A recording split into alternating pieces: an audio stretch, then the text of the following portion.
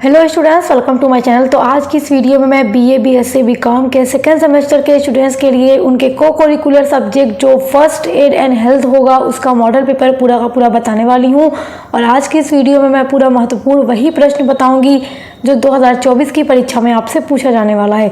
तो जो भी मेरे स्टूडेंट्स बीएस सेकेंड सेमेस्टर में हैं या बीएससी कर रहे हैं सेकेंड सेमेस्टर में या बीकॉम के स्टूडेंट्स हैं सेकेंड सेमेस्टर में, तो आप लोग तो जानते ही हैं कि आप तीनों का ही जो को करिकुलर पेपर होता है हर सेमेस्टर में सेम होता है। तो सेकंड सेमेस्टर में आपका है फर्स्ट एड एंड हेल्थ, प्राथमिक चिकित्सा एवं स्वास्थ्य है, इसी का आपको एग्ज़ाम देना है।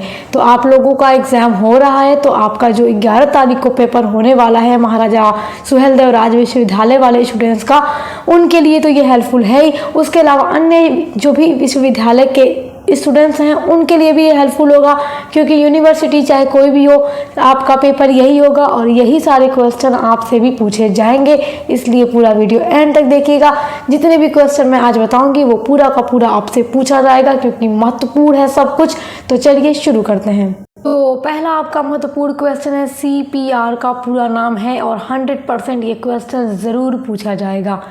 CPR का पूरा नाम यानी कि फुल फॉर्म ऑफ CPR क्या है? तो CPR का पूरा नाम है कार्डियोपल्मोनरी रेसुसाइटेशन। तो ऑप्शन नंबर 4 आपका राइट है। ये क्वेश्चन एकदम नोट कर लीजिए या स्क्रीनशॉट कर लीजिए, ये ज़रूर आपसे पूछा जाएगा। अगला क्वेश्चन है CAB का पूरा नाम है, ये भी पूछा जाएगा क्योंकि ये भी महत्वपूर्ण है। CAB, तो CAB का पूरा नाम क्या है? तो CAB का जो पूरा नाम है वो है cardiac abnormal beat. Option number 3 आपका राइट आंसर है। अगला क्वेश्चन है CPR का उपयोग कब किया जाता है? CPR का प्रयोग कब किया जाता है या उपयोग कब किया जाता है? तो ये क्वेश्चन बहुत इम्पोर्टेंट है आपके लिए। देखिए यहाँ पे आपको पढ़ के ही अपना आंसर मिल जाएगा एक बार में। पहले आप ऑप्शन पढ़िएगा एग्ज़ाम में। जब किसी व्यक्ति को दमा होता है तो CPR का यूज़ नहीं दिया जाता। जब कोई व्यक्ति बेहोश हो जाता है तो भी नहीं दिया जाता। जब किसी व्यक्ति को घुटन होती है तो भी नहीं दिया जाता। जब किसी व्यक्ति का दिल जो है वो धड़कना बंद होता है तब CPR दिया जाता है। तो ऑप्शन नंबर 4 राइट है। अगला क्वेश्चन है हाथ धोने की प्रक्रिया में कितने स्तर हैं? ये क्वेश्चन भी कई बार परीक्षा में पूछा गया है, तो आपके लिए भी महत्वपूर्ण है और याद रखिएगा 7 स्तर हैं, 7 स्टेप याद रखिएगा। तो 7 स्तर, ऑप्शन नंबर 3 आपका राइट आंसर है।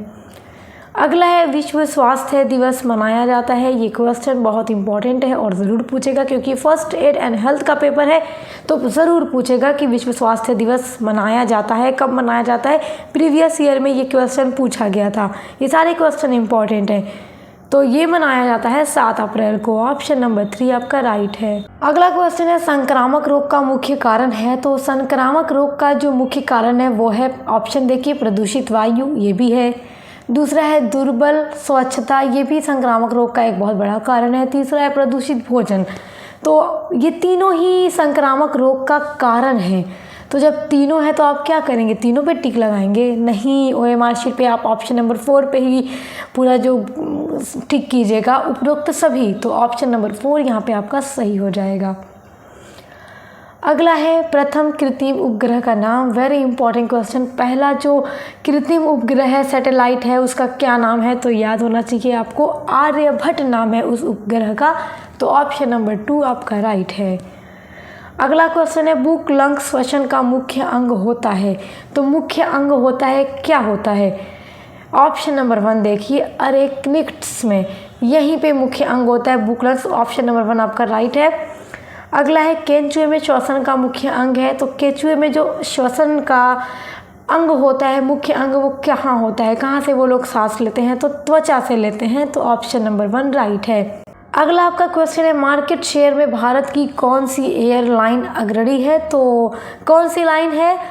Indigo airline. ऑप्शन नंबर 1 आपका राइट है। क्वेश्चन बहुत इंपॉर्टेंट है। अगला क्वेश्चन देखिए, इंटरकोस्टल पेशिया पाई जाती है। तो इंटरकोस्टल पेशिया कहाँ पाई जाती है? तो पसलियों में पाई जाती है। ऑप्शन नंबर 4 आपका राइट है। अगला क्वेश्चन देखिए, शरीर में पाई जाने वाली सबसे बड़ी धमनी कौन सी है? ये क्वेश्चन बहुत इंपॉर्टेंट है और ये आपसे ज़रूर पूछा जाएगा। तो कौन सी धमनी है शरीर में जो सबसे बड़ी है? पाल्मोनरी धमनी? नहीं, ये नहीं है। दूसरा है महाधमनी। यस, तो यही आपका सही उत्तर है, ऑप्शन नंबर 2। महाधमनी जो है शरीर की सबसे बड़ी धमनी है। स्टूडेंट्स, एक बात और आपसे कहना चाहूँगी कि आप बीए के स्टूडेंट्स हैं तो आप चाहे जो भी सब्जेक्ट पढ़ रहे हैं सेकंड सेमेस्टर में, आपको सब कुछ पूरा डिटेल में मेरे चैनल पे मिलेगा। बीए के सभी सब्जेक्ट की क्लास कराई जाती है, सभी सेमेस्टर की, और सभी के मॉडल पेपर की वीडियोस लगातार आ रही हैं, और सभी के फुल क्लास की वीडियोस की जो प्लेलिस्ट है चैनल पे बनी हुई है, तो आप देखकर पढ़ लीजिएगा, चाहे आप कोई भी सब्जेक्ट पढ़ रहे हो। उसके अलावा आप आगे जैसे जैसे सेमेस्टर में बढ़ते जाएंगे, 3rd 4th 5th 6th, तो आपको सब मिलता रहेगा, क्योंकि सभी की लगातार क्लासेस चैनल पे आती हैं।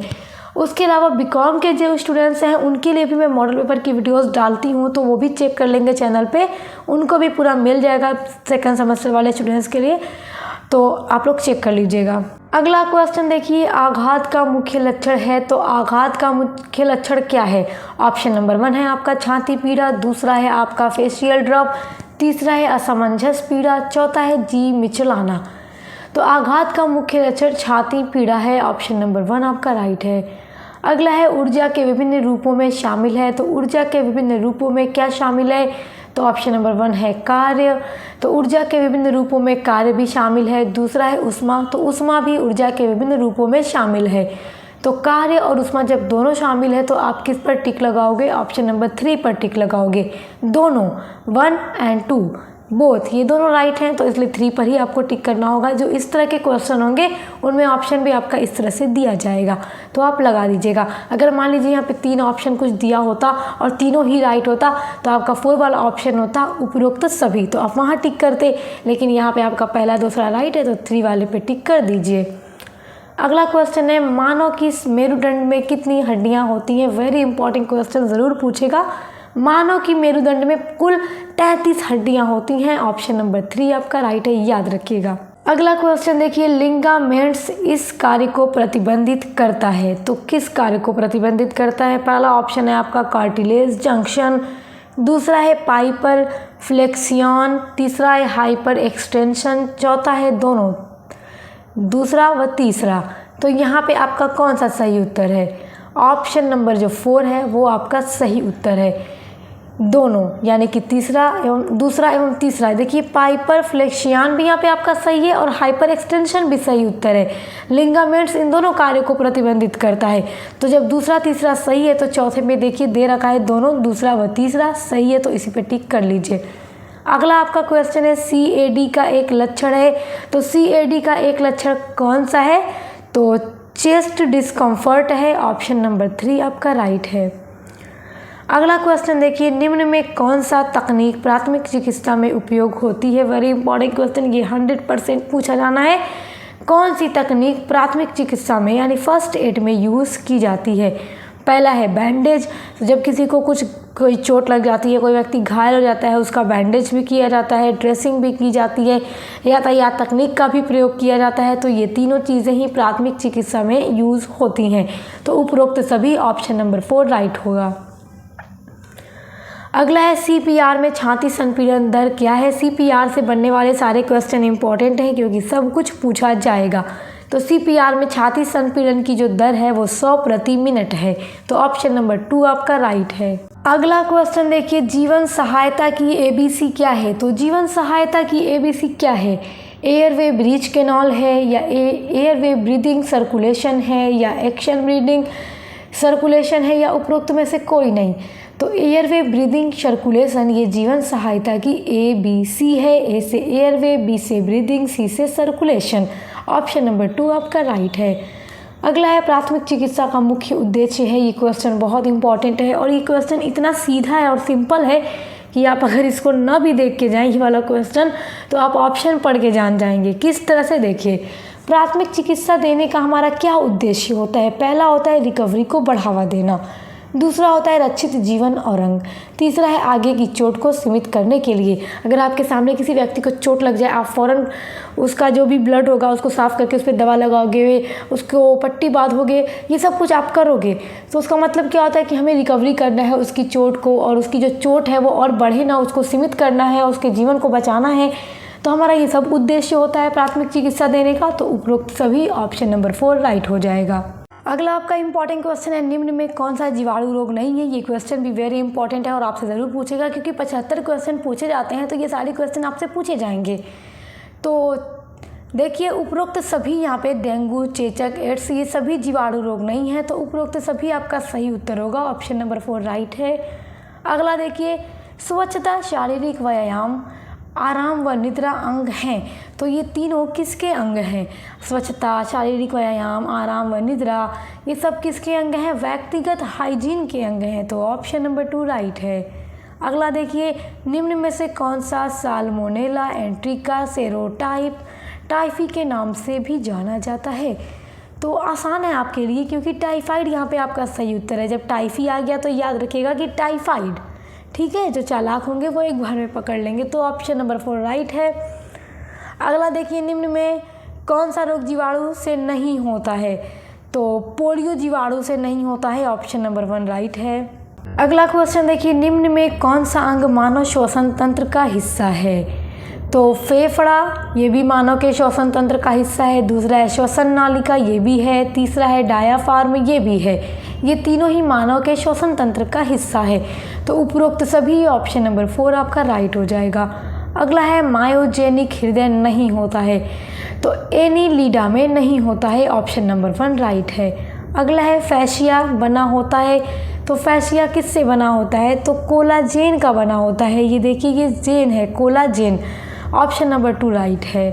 अगला क्वेश्चन देखिए, सूखी पट्टी की जाती है, तो सूखी पट्टी किस लिए की जाती है? देखिए, खून के बहाव को रोकने के लिए, या कीटाणुओं को रोकने के लिए, या घाव पर दबाव बनाने के लिए, या घाव को बचाने के लिए? तो घाव को बचाने के लिए सूखी पट्टी दी जाती है, याद रखिएगा, ऑप्शन नंबर 4 आपका राइट है।